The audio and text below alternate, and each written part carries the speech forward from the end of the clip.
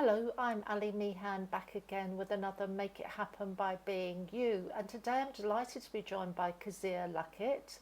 We talk about how do you really impact the people around you. How do I make other people feel around me? Do I uplift, inspire, and motivate them, or do I, de-energize them, drain them, take for them? So that's what we're doing. We're mapping that relational energy. Well, I'm really excited to be back in the studio and I'm joined by Kezia Luckett. Hi, Kezia. Hello, lovely to be here. Great to see you. And we've known each other for a while, but tell me, tell the audience, in fact, what you actually do. Well, firstly, thank you for having me. I am a positive psychologist, and so positive psychology focuses on the scientific study of what makes people, organizations, and communities flourish and thrive. And about a year or so ago, I co-created a positive psychology tech company with my co-founder, and we created a tool called positive impact mapping, and we map the relational energy that is happening between teams and employees to really understand the kind of positivity and who may be struggling and who's absolutely flourishing. And we use that tool to help business coaches and consultants and strategists for that matter really kind of rise above the crowd with the diagnostic tool that every organization needs, but few know about it yet. Okay, sounds amazing. Can you tell me more about your transformation? Because you and I met a long time ago Yes. through another group. So tell me more about your transformation and how you got from there to here, as it were. Yes. So about 7 years ago, I ran a online business supporting female entrepreneurs. We were based in Barcelona at the time, and I didn't speak the language fluently. I would like to say that I knew a few words. I could understand a lot more than I could actually speak. So I built a global business online because it would, offered me that ability to be able to work without having the barrier of language. So Women of Contribution was my organization, and it was really built around this understanding. I'd run a female-based concierge business before, and one of the things that I saw time and time again were women who said, I've got nothing to offer. And the idea behind Women of Contribution is that just by being ourselves, we're already contribution enough. We don't need to do anything fancy. We don't need to build orphanages, in faraway countries. Just by being ourselves, we're contribution enough. And that kind of led me to creating a book series called the Pay It Forward series, Notes to My Younger Self, where women wrote back to their younger selves at moments of adversity, giving advice. I had a conference called Destined for Bigger Things, which was personal development. I did retreats and workshops and programs, so a wide variety, really. Okay. And that's really led you to where you are today, isn't it? Because my understanding of the positive impact mapping is basically it takes who you are and maps it against who you could be or who your organization could see you as and how they could use your expertise by being who you are for Slightly good. Yeah, slightly different. So, what positive impact mapping looks at is it looks at relational energy. And if we imagine that every interaction that we have, we're exchanging some form of energy, whether it's a nod, a smile, or a full blown conversation, we're exchanging energy. And relational energy is a scientific term for the energy that we exchange with others that inspires and motivates them to perform at their best. So kind of going back to the women of contribution side of things, of just by being ourselves, but contribution enough, it really focuses on how do I make other people feel around me? Do I uplift, inspire, and motivate them? Or do I, de-energize them, drain them, take for them. So that's what we're doing. We're mapping that relational energy so that we can end up with a network of understanding what's actually happening with teams. And if we think of hybrid and remote working teams at the moment, a lot of organizations think they know what's going on in their team, but they don't actually know. So is there a story that you could share around how this positive impact mapping has transformed a work environment or a person who works within a work environment? So interestingly enough, one of our largest customers, and a big organization here in the UK, we mapped all of their employees, about 3,500 employees in 500 sites across the UK. And we've just been kind of talking with them about the results that we gave, which we gave, towards the end of last year, but also what are they doing with those results and how's it making a difference? So because we map relational energy, we're looking for specific things. We're looking for those people that inspire and motivate people to perform at their best, and we call those positive energizers or change champions. But we're also looking at the other end of the spectrum. Who are those individuals that are de-energizing? And my view has always been that, yes, there are people that de-energize us, but there's always a reason behind it. And I think organizations have a duty of care to their people to understand what's going on, or what's going on for those individuals. And we phrased it as a well-being alert. What's going on that's making that individual show up in the workplace, de-energizing others? And it can be everything from they might be in a new job and they might feel overwhelmed by, their new team asking them lots of questions.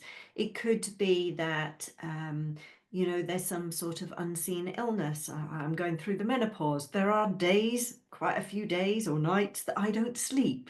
So, when you're not sleeping and you're turning up to work, you can be a little bit snappy. But we also look at potential abrasive relationships. And one of the things that this organization said to us recently is, you just saved us thousands in investing in workshops around conflict in the workplace and how to educate our people how to deal with conflict, because we were able to identify that they had very minimal amounts of potential abrasive relationships. So by doing these things, we can show them their, organizations, their overall positivity. Is it high? Is that team high? But we can also show some of the things that they may or may not need to invest in the future. And if we can show, actually, you've hardly got any abrasive or isolated relationships, so that's fine. But let's look at your positive energizers, and let's look at ways that we can capitalize on the energy that they're spreading, Yeah. because energy is contagious, and spread that even further. So yeah, it's really interesting. Each organization is slightly different. And you talk about something called small actions, big impact. So once a Yes. business identifies the gaps that it has, how can they move that forward and make it happen, as it were, to Yeah. turn those insights into action steps? Well, it's interesting because the beauty of our work is that the solutions to whatever's going on in that team do not need to be massive to be meaningful.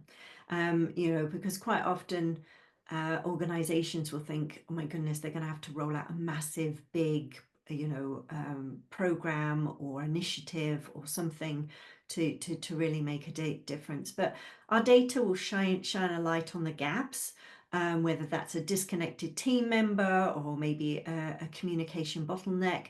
And then it's really about targeted micro actions. So what are the micro actions that an organization could do? Well, it could be as simple as introducing a well-being check-in, kind of like you go through an airport and you've got the happy circles, or the sad circles when you've gone into the restroom. It could be something as simple as that. It could be reshaping team dynamics with an intention. So something like and it's something that we do a lot of, how can we craft a positive workplace charter that everybody agrees on? You know, how can those individuals be responsible for how they show up at work? And each of those micro actions obviously lead to big impact overall in an organization. And especially if we look at something like the positive energizers, you know, you task those positive energizers with spreading positivity. So what does that look like? It might be that they're showcasing some of the behavior attributes that make them a positive energizer, and there are 15 core attributes, all of which can be learnt, by the way, that they could showcase to other people. So that little bit of seeding, those micro actions, can really make a big difference. Yeah, yeah. And you obviously have come from a slightly different environment, but in a way it's sort of linked. But were there any business roadblocks to you moving forward to this new business that you have? And if so, how did you overcome them? Did you use some of the tools that you're now sharing? As that how this has come about? How did that come about? So I think any visionary entrepreneur will have some form of roadblocks, and they look different depending on the individual. You know, it might be money, it might be tech, it might be, you know, mindset, it might be a wide variety.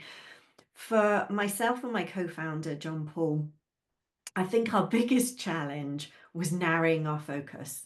You know, like many entrepreneurs, we're big ideas people, and we Yeah, had 1,001 different ideas that when we were kind of thinking about positive impact mapping and how we could bring it to organizations. So being able to drill it down, our initial offering was 3 offerings, and then we realized that actually let's just do one and do it really, really well. So that yeah, that was the first thing.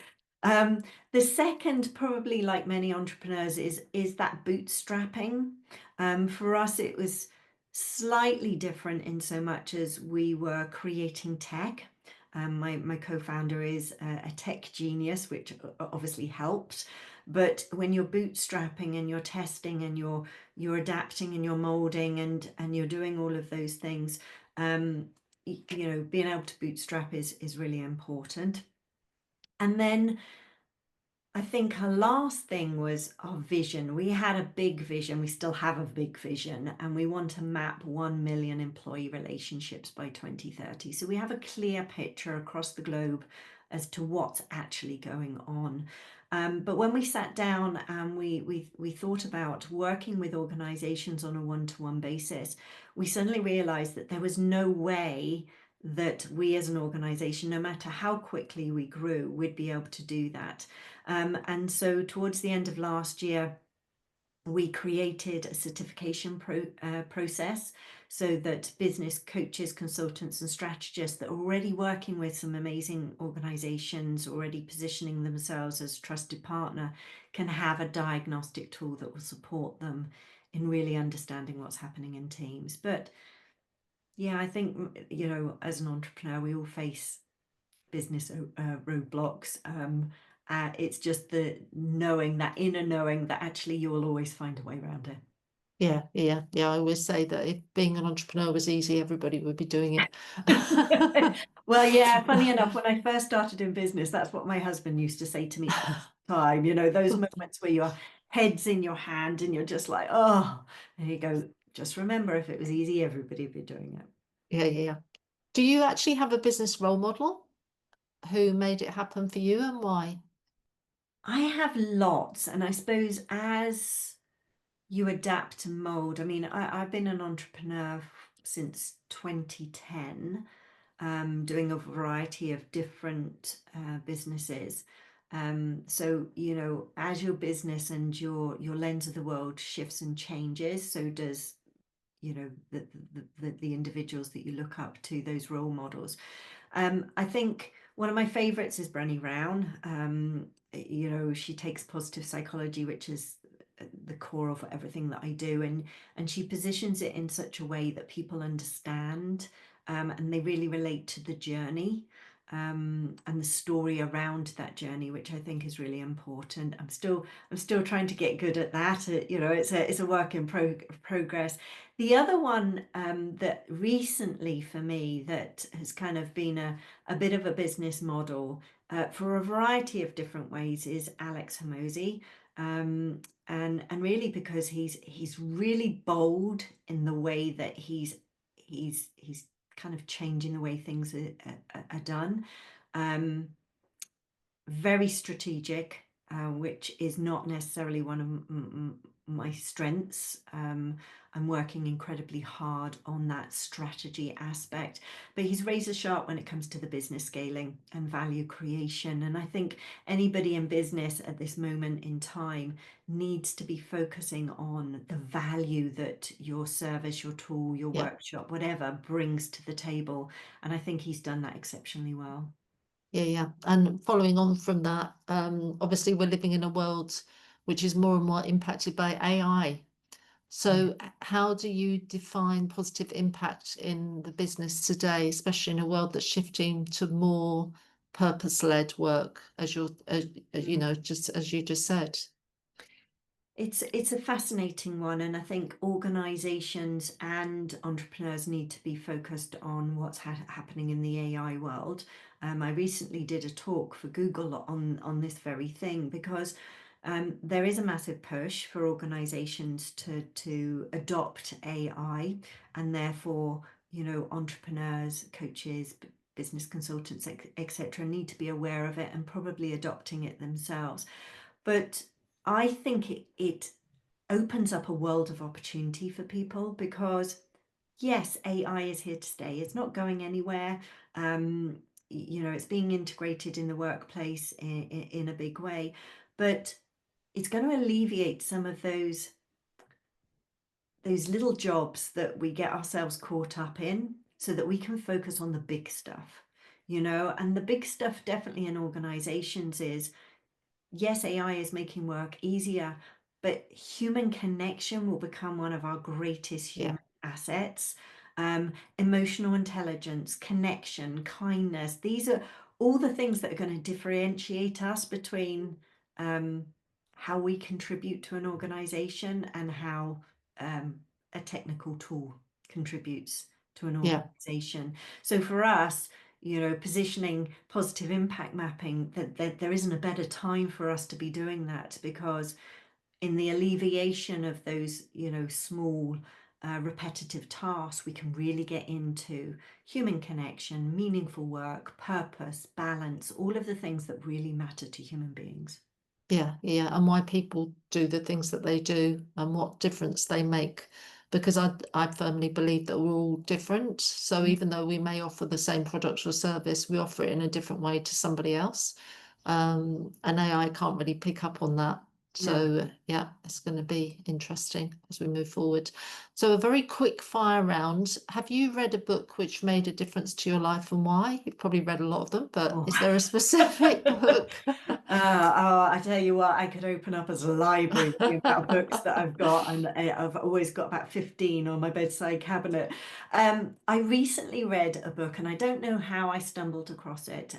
It's an older book, and it's called The Dynamic Laws of Prosperity by a lady called Catherine Ponder. And it talks about the energetics of business, of money, of mindset, which I have absolutely loved. It is definitely timeless wisdom. I think she wrote it back in the 1950s, Wow. 1960s. Okay. It's a Yeah. thick old book, but it's definitely worth it. It's one of those books where, as a speed reader, I wanted to savor it. I wanted to take it and savor each and every words. But yeah, that's definitely a good one.